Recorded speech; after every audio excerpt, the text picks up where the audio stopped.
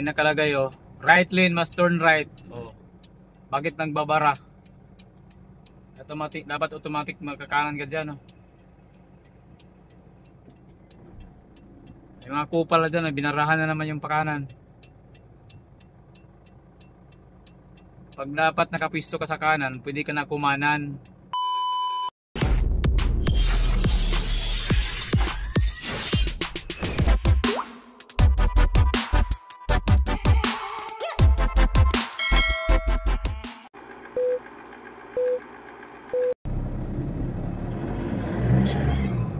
Alright, good morning mga kasyaw.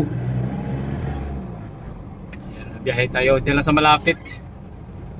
Sa may Alabang lang. Pick up lang din ng bigas.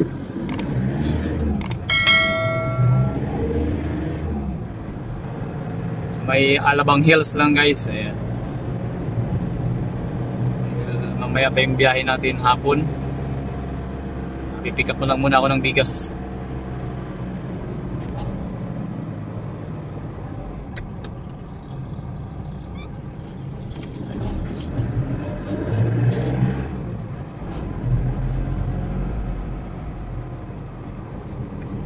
Palabas to ng ano guys, Alabang. Sa loob tayo ng BF Homes. Ay palabas tayo ng Alabang Hills. Bali sakop ng munting lupa yung pupuntahan natin guys.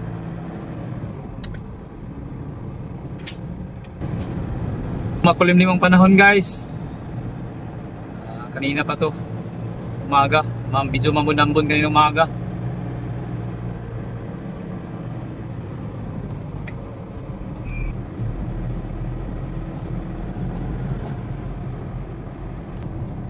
Lunes na Lunes, makulimlim ang panahon. Shoutout po sa lahat. Maraming salamat sa suporta sa aking channel. Sa mga nanonood sa aking mga video, maraming salamat po. Big love shout sa lahat. Don't forget to like, comments, share and subscribe sa aking video. Ayan, Kasyaw TV. Maraming salamat. Kanan tayo doon pagdating sa stoplight guys. Ay yung Tiruna.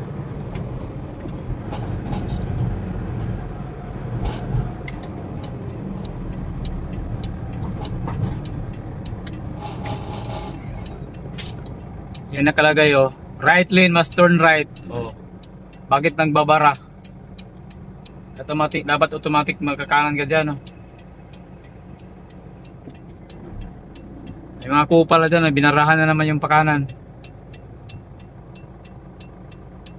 Pag dapat nakapwisto ka sa kanan, pwede ka na kumanan. Ang ginagawa ng mga kupal dyan, hinarangan no. Diba? Naharangan kasi sila padiretso. Yung mga pakanan, hindi na makapagkanan. Laki-laki ng aro. Diyos ko, mga kupal talaga. Daming driver ngayon hindi alam paano ang gagawin sa kalsada. Dapat sumunod sa mga signages. Linaw-linaw ng mga signage. Wala, dami pa rin kamote. Tutulo magpatakbo sa sakyan, okay na.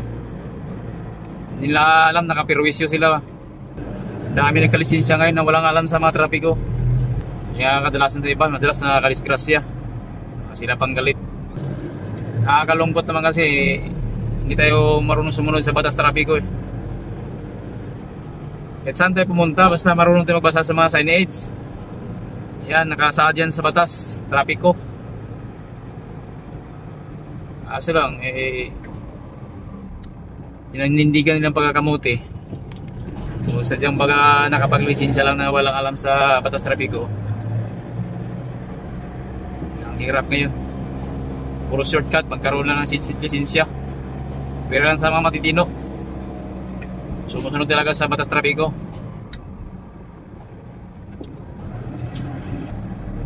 Alabang Hills na tayo guys. Ayan, dito tayo sa Rotonda. Ayan, papasok na tayo sa Alabang Hills. Ayan. Dahil may sticker tayo, labas pasok na lang tayo sa ano nila, subdivision nila. Yun ang kagandahan sa pag may sticker ka. Anong oras pwede ka dumaan? Hindi ka matraffic. Kasi private ang nagpatakbo dito. Kailangan natin sumunod. Pag sinabing 40 kph, 40 kph ka lang kasi bubulaga ka pagdating sa unahan na may nagpapara na sa'yo. Wala, naispatan ka na.